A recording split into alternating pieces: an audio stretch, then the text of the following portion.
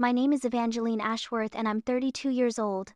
Last Sunday's family dinner completely shattered everything I thought I knew about loyalty, love, and the true meaning of family. What started as another typical gathering around my parents' mahogany dining table ended with a revelation so devastating that it's still hard to believe it actually happened. My grandmother's simple choice to sit beside my supposedly quiet daughter instead of celebrating my golden child son has exposed a web of lies, manipulation, and betrayal that runs deeper than I ever imagined possible.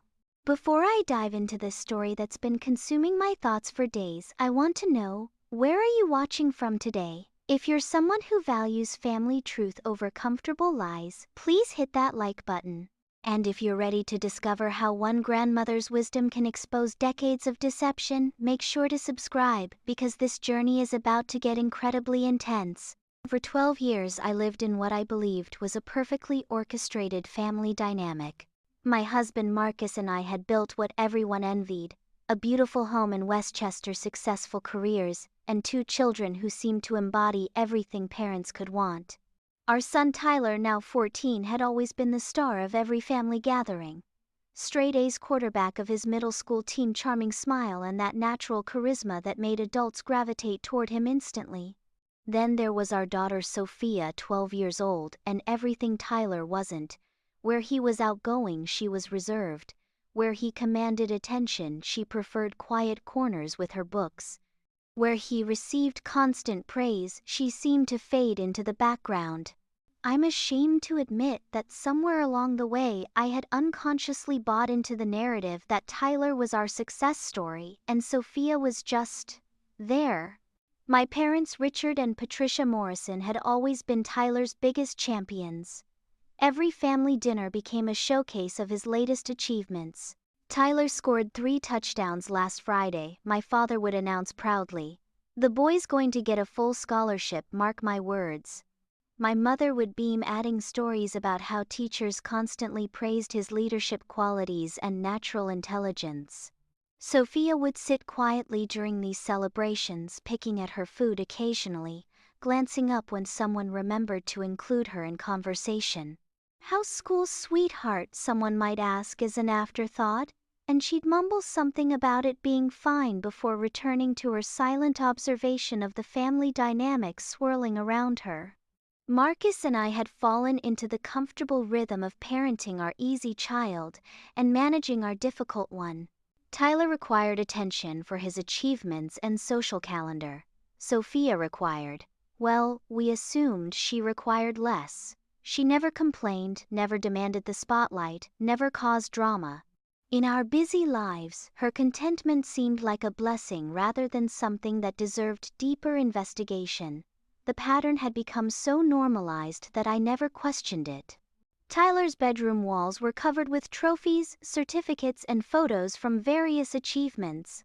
Sophia's room was neat, organized, filled with books and art supplies, but notably absent of any displayed accomplishments. When people asked about our children, I automatically launched into Tyler's latest triumphs while offering brief, almost apologetic summaries of Sophia's quieter interests. Looking back now, I realize how blind I had become to the subtle signs of favoritism that had infected our family system. Tyler had learned to expect praise and attention as his birthright. He'd developed an unconscious entitlement to being the center of every conversation, every celebration, every moment of family pride. Meanwhile, Sophia had learned to make herself small, to not rock the boat, to find her value in being the easy child who didn't require the emotional energy that Tyler's constant need for validation demanded. My parents had their own history that I now understand influenced their obvious preference for Tyler. My father had always regretted not being more athletic in his youth, and Tyler's sports success allowed him to live vicariously through his grandson. My mother, who had struggled with shyness as a child, saw Tyler's confidence as the ultimate achievement and couldn't understand why anyone would choose to be quiet when they could command a room. The irony is that Sophia possessed qualities that should have been celebrated: genuine kindness, deep thinking, creativity, empathy, and an emotional intelligence that far exceeded her years. But these traits were subtle, requiring attention and appreciation, rather than announcing themselves with trophies and applause. In our achievement-obsessed family culture, her gifts had become invisible. What I didn't realize was that someone had been paying attention all along. Someone had been watching, evaluating, and forming her own conclusions about the true character of both children. My grandmother Eleanor, my father's mother, had been quietly observing our family dynamics with the wisdom that comes from 8 decades of life experience. She had seen through the surface-level achievements and social performance to recognize something the rest of us had missed entirely. Eleanor Ashworth was not your typical grandmother. At 83, she possessed a sharp mind, keen observational skills, and an uncanny ability to see through pretense and performance to the heart of matters. She had raised 5 children during an era when emotional intelligence wasn't a buzzword but a survival skill, and she had learned to read people with an accuracy that often made family members uncomfortable. Unlike my parents, who were easily swayed by Tyler's charismatic presentations and obvious achievements, Eleanor had always interacted with both grandchildren in a more measured way. She never ignored Tyler's accomplishments, but she also never seemed particularly impressed by them. Her responses were appropriate but lacked the effusive enthusiasm that everyone else showered upon him. Meanwhile, her interactions with Sophia were longer, deeper, and filled with genuine interest in her thoughts and feelings. I had noticed this pattern but attributed it to Eleanor's advancing age, and perhaps a softer spot for the quieter grandchild. What I failed to recognize was that her behavior stemmed from careful observation and wisdom rather than favoritism or declining faculties. Eleanor had been watching Tyler develop an inflated sense of self-importance, a lack of genuine empathy for others, and a manipulative streak that he'd learned to disguise behind his charming exterior. She had also been watching Sophia navigate the complex emotional landscape of being overlooked in her own family. Eleanor saw how Sophia had learned to find joy in small moments, to offer comfort to others without expecting recognition, and to develop an inner strength that didn't require external validation. Where the rest of us saw a quiet child, Eleanor saw wisdom, resilience, and authentic character. Eleanor's background made her particularly sensitive to family dynamics. She had grown up during the Great Depression, watching families either pull together or fall apart under pressure. She had learned to distinguish between genuine character and surface performance because survival often depended on accurately assessing people's true nature. These skills hadn't diminished with age, they had sharpened. During family gatherings, while everyone else focused on Tyler's latest story or achievement, Eleanor would engage Sophia in conversations about books she was reading, art projects she was working on, or her observations about the world around her. These weren't patronizing adult-to-child interactions but genuine exchanges between two people who found each other intellectually stimulating. Eleanor had also been noticing things about Tyler that the rest of us had either missed or chosen to ignore. She saw how he treated service workers when he thought no one was watching. She noticed his lack of genuine concern when family members were struggling.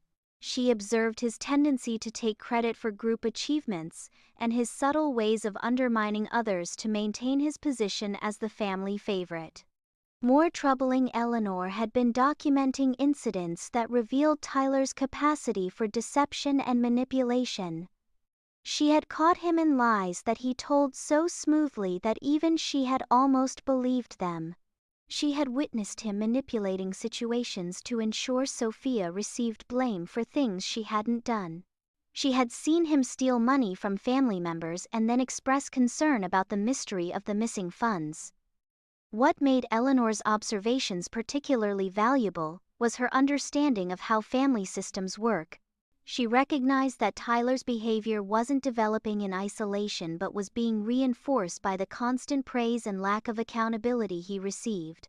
She also understood that Sophia's apparent contentment with being overlooked was actually a coping mechanism for surviving in a family system that had no room for her authentic self. Eleanor had been waiting for the right moment to address these concerns, knowing that direct confrontation would likely be dismissed or rationalized away by family members who were invested in maintaining the current narrative. She needed to find a way to reveal the truth that would be undeniable, that would force everyone to confront the reality of what had been happening under our noses. That moment came last Sunday during what seemed like just another routine family dinner. Eleanor had finally decided that the children were old enough and the patterns entrenched enough that intervention was necessary. She had planned her revelation carefully, knowing that timing and approach would determine whether her observations would be heard or dismissed. Last Sunday started like every other family dinner at my parents' house. The smell of my mother's pot roast filled the air. The dining room table was set with the good china and everyone gathered around 2 p.m. sharp, just like we had every month for the past 12 years. Tyler bounced into the house full of energy, immediately launching into stories about his latest football victory and the scholarship scouts who had apparently been asking about him. Sophia followed quietly behind, carrying a small sketch pad and offering polite hugs to everyone before finding her usual seat. The conversation flowed in its predictable pattern. My father dominated the discussion with praise for Tyler's athletic achievements, while my mother added her own commentary about how popular he was becoming at school. The Henderson boys' mother told me that Tyler is the most well-liked kid in their grade, she announced proudly. She said all the other parents wish their children had his confidence and natural leadership abilities. Tyler basked in the attention, embellishing his stories with dramatic gestures and perfectly timed pauses that kept everyone hanging on his every word. He had mastered the art of family dinner performance, knowing exactly which details would generate the most enthusiastic responses from his audience. Meanwhile, Sophia sketched quietly in her pad, occasionally looking up to smile politely when someone addressed her directly. Marcus and I fell into our usual roles as proud parents of the golden child and patient managers of the quiet one. We asked Tyler appropriate follow-up questions about his achievements and made vague encouraging comments to Sophia about her artistic interests. The dynamic felt so normal, so established that none of us noticed Eleanor's unusual silence during the first part of the meal. About halfway through dinner, my father launched into what had become his favorite topic: Tyler's future prospects and the family legacy he was creating. "This boy is going to put the Morrison name on the map," he declared, raising his glass in yet another toast to Tyler's potential. "Division I scholarship, maybe even professional sports someday. We're watching greatness in the making." That's when Eleanor finally spoke up, her voice cutting through the congratulatory atmosphere with unexpected clarity. "I think I'll sit with the quiet one today," she announced, standing up from her seat next to my father and moving her chair to the empty space beside Sophia. The room fell silent. In 12 years of family dinners, seating arrangements had never changed. Eleanor always sat in her designated spot next to my father, the family patriarch. Her sudden decision to relocate seemed random and slightly confusing to everyone present. "Mom, your seat is over here," my father said, gesturing to her abandoned chair with obvious confusion. "Why are you moving?" Eleanor settled herself next to Sophia with deliberate intention, her movements slow but purposeful. "Because," she said, looking directly at each family member in turn, "I've been watching this family for 12 years and I've finally seen enough." The temperature in the room seemed to drop 10 degrees. Tyler's confident smile faltered slightly while Sophia looked up from her sketchpad with surprise and what might have been the first genuine interest she'd shown all afternoon. Marcus and I exchanged worried glances, wondering if Eleanor was having some kind of episode. "Enough of what Grandma?" Tyler asked, his voice still carrying its usual charm, but with an undertone of uncertainty that I'd never heard before. Eleanor reached over and gently touched Sophia's hand before responding. "Enough of pretending that being loud makes you important and being quiet makes you invisible. Enough of celebrating performance while ignoring character. And definitely enough of watching a truly remarkable child get overlooked because she doesn't demand attention like a peacock spreading its feathers." If you're sitting there wondering how a simple dinner conversation could completely upend everything you thought you knew about your own family, I need you to hit that like button right now. Because what Eleanor revealed next didn't just change that Sunday afternoon, it changed everything I thought I understood about my children, my parenting, and the true meaning of worth. Make sure you're subscribed because this story is about to take a turn that will leave you questioning everything you think you know about family dynamics. Sophia Eleanor continued, her voice growing stronger. With each word has been carrying this family's actual values, while the rest of you chase after hollow achievements and social performance. And it's time everyone knew the truth about what's really been happening in this house. The words hung in the air like a gauntlet thrown down, challenging everything we had built our family identity around.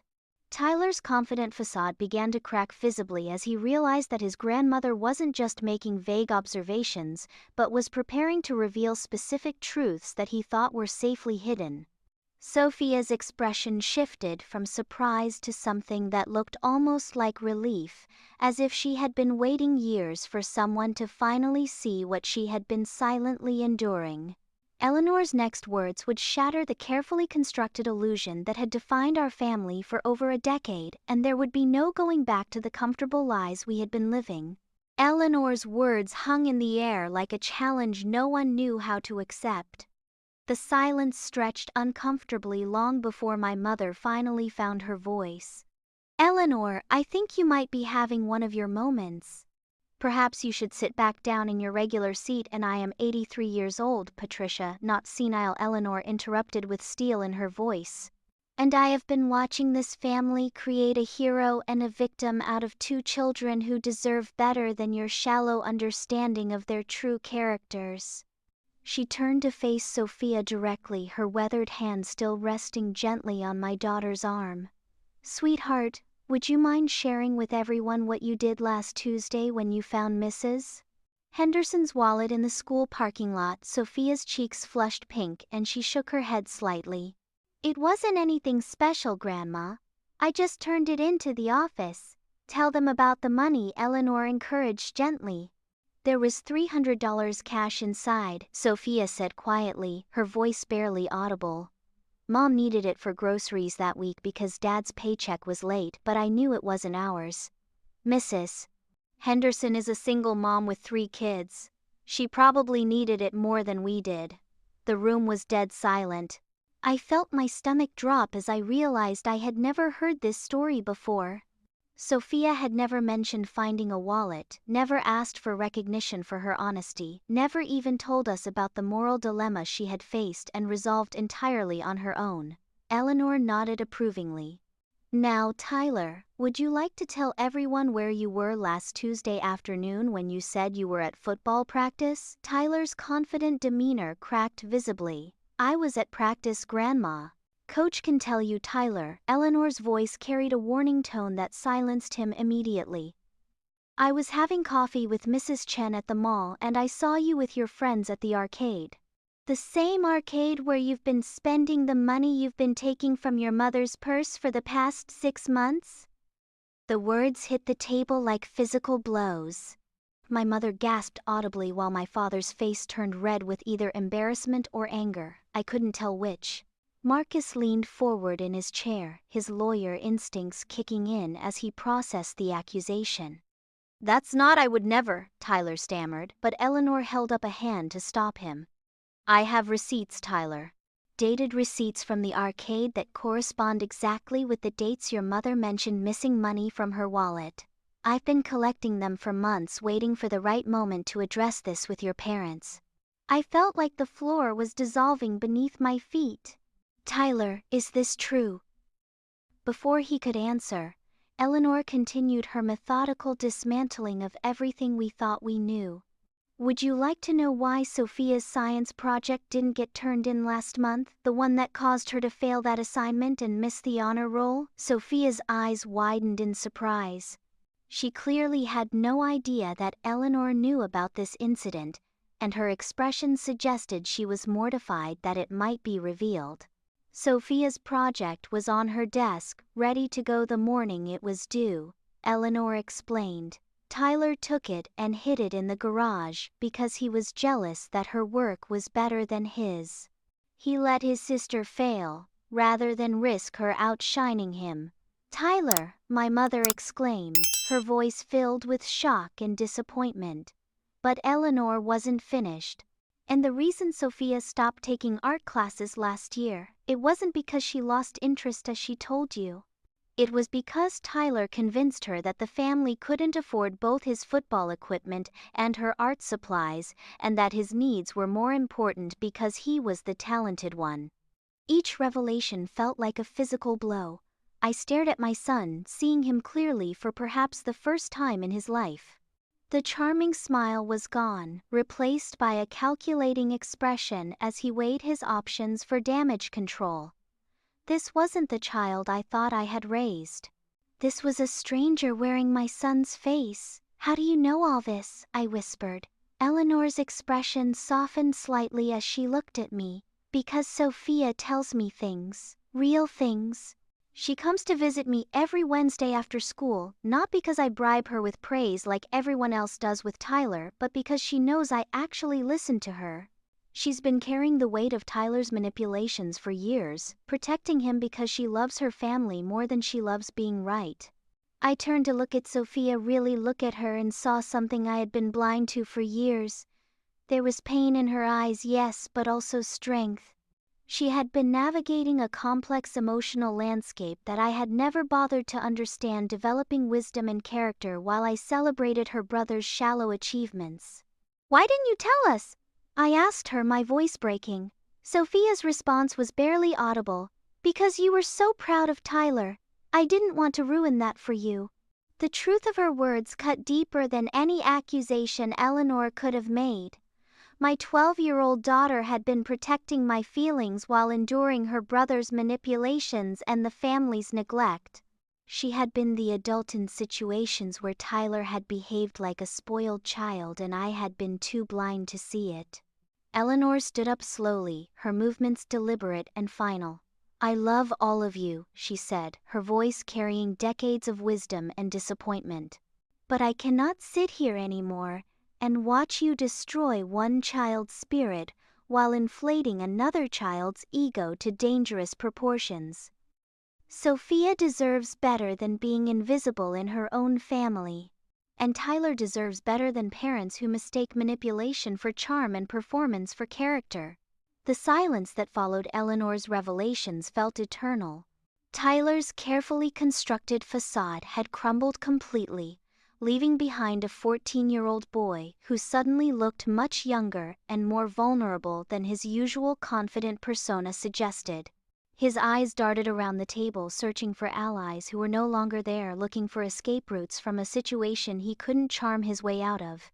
My parents sat in stunned silence, their entire understanding of their grandchildren shattered in the span of a single conversation. My father, who had built so many dreams around Tyler's supposed greatness, stared at his plate, as if the floral pattern might provide answers to questions he didn't know how to ask. My mother's hand trembled slightly as she reached for her water glass, her mind clearly racing to reconcile the Tyler she thought she knew with the one Eleanor had just revealed. Marcus, ever the pragmatist, was the first to break the silence. "Tyler, look at me," he said, his voice carrying the authoritative tone he usually reserved for difficult clients. "Is what Grandma Eleanor said true? Have you been taking money from your mother's purse?" Tyler's response was a masterclass in manipulation that would have worked beautifully if Eleanor hadn't already exposed his patterns. His eyes filled with crocodile tears, his voice took on a wounded quality, and he launched into a performance designed to evoke sympathy rather than provide answers. "I can't believe you would all turn against me like this," he said, his voice breaking at just the right moments. "I worked so hard to make this family proud, and now you're going to believe lies about me. Maybe I did borrow some money sometimes, but it wasn't stealing. I was going to pay it back when I got my allowance. And maybe I moved Sophia's project, but it was just a joke. I didn't know she would get in trouble for it." The word borrow hung in the air like an insult to everyone's intelligence. Eleanor shook her head sadly, clearly recognizing the manipulation tactics she had probably witnessed countless times before. "Tyler," I said, finding my voice, despite the emotional chaos swirling through my mind, "you don't borrow money without asking. That's called stealing.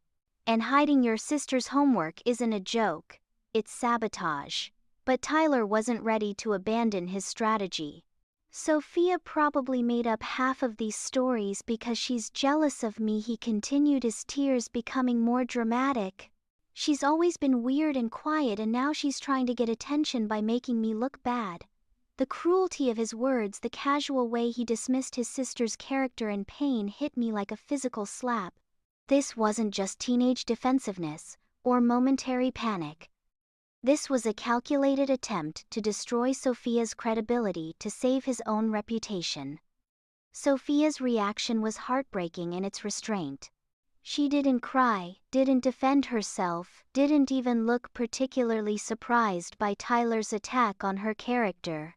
She simply closed her sketchpad quietly and stared down at her hands, clearly accustomed to being the target of Tyler's blame shifting when things went wrong. "Stop," Eleanor said firmly, her voice cutting through Tyler's performance like a blade. "I have documentation of every incident I mentioned. Receipts, timestamps, witness accounts.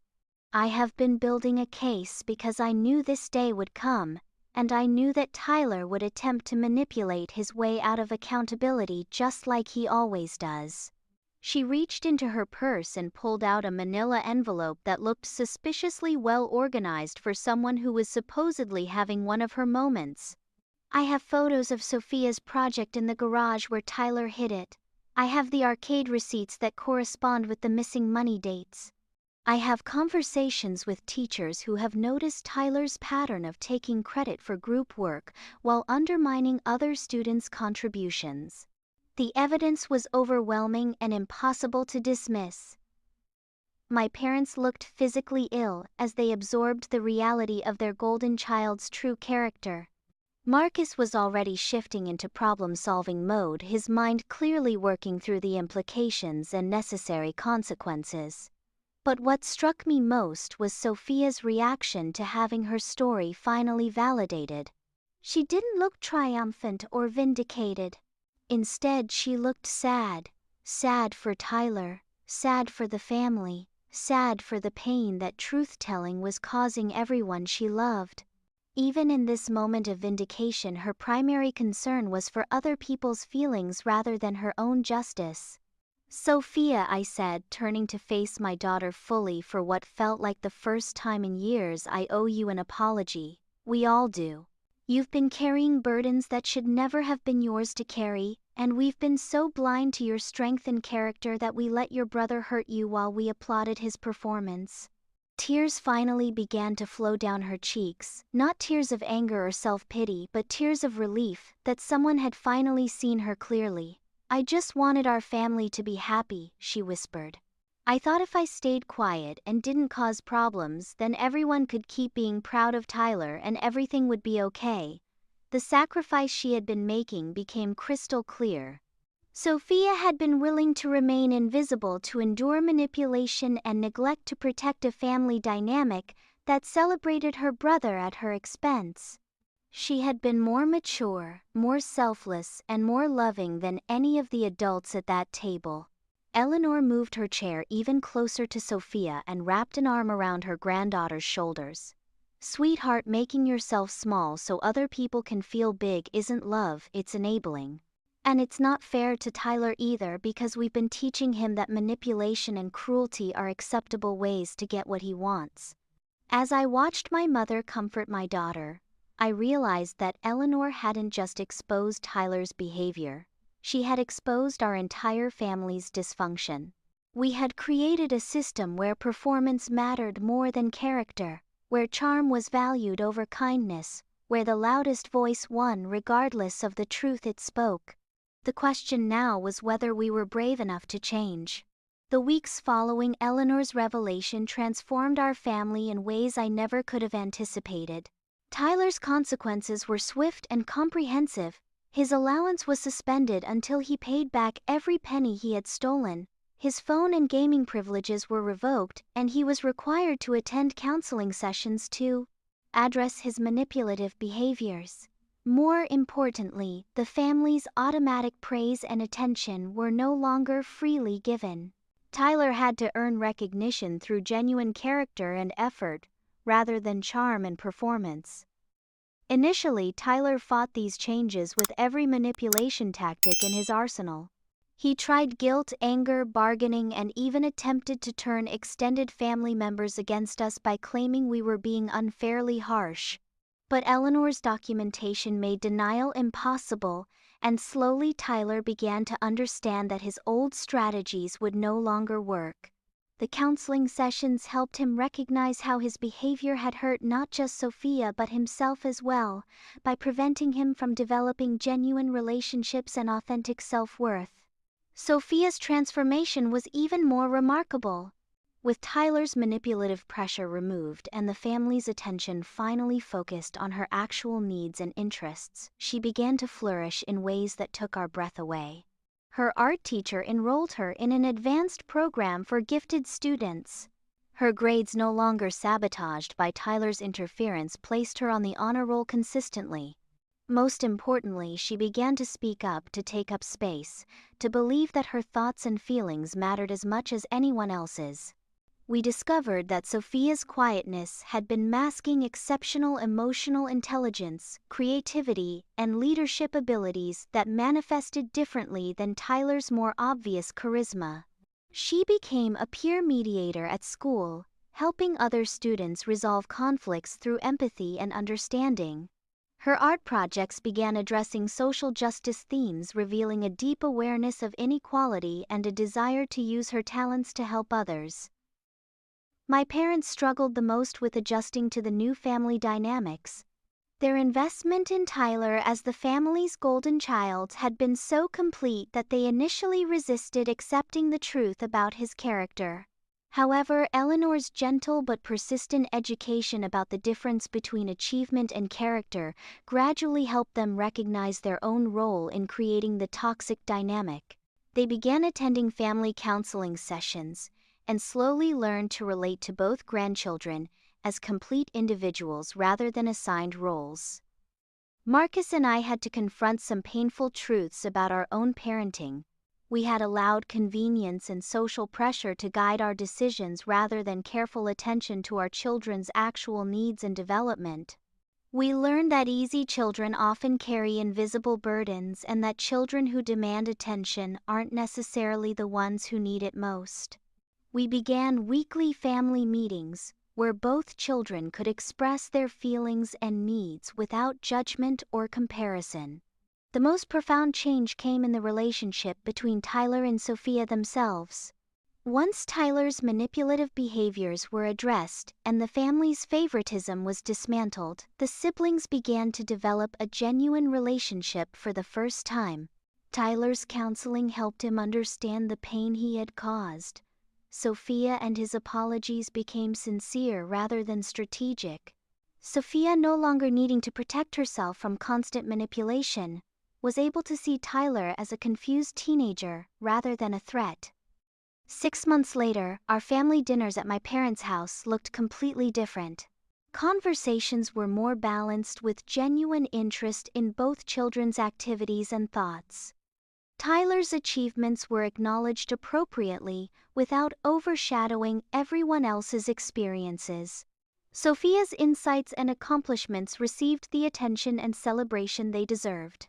Eleanor still sat next to Sophia most Sundays, but now it was a choice of affection rather than necessity. The ripple effects extended beyond our immediate family. Other parents in our community began to notice and question their own family dynamics after hearing about our experience. Several families sought counseling after recognizing similar patterns in their own homes. Eleanor became something of a local hero among grandparents who had been quietly observing troubling family dynamics but hadn't known how to address them effectively. Tyler's character development surprised everyone, including myself. Once the pressure to maintain his perfect image was removed and he received help addressing his manipulative patterns, his genuine personality began to emerge. He still loved sports, but he also discovered an interest in environmental science and began volunteering with local conservation groups. His natural leadership abilities, when channeled properly, made him an effective advocate for causes he cared about rather than just a master of self-promotion. Sophia's confidence grew steadily as she learned to trust that her voice mattered and her needs would be respected. She began participating in school debates, joined the student council, and started a peer support group for students dealing with family conflicts. Her artwork became more bold and expressive, reflecting her growing comfort with taking up space in the world. The most important lesson our family learned was that love isn't about maintaining comfortable illusions or protecting people from consequences. Real love requires seeing people clearly, holding them accountable for their actions, and supporting their growth even when it's difficult or uncomfortable. Eleanor's intervention was an act of love for everyone involved, Tyler included, because it prevented him from continuing down a path that would have ultimately destroyed his relationships and character. Looking back now, I'm filled with gratitude for Eleanor's courage and wisdom. She could have chosen to remain silent to avoid the conflict and pain that truth-telling would inevitably cause. Instead, she chose to disrupt a destructive pattern because she loved us enough to fight for our better selves.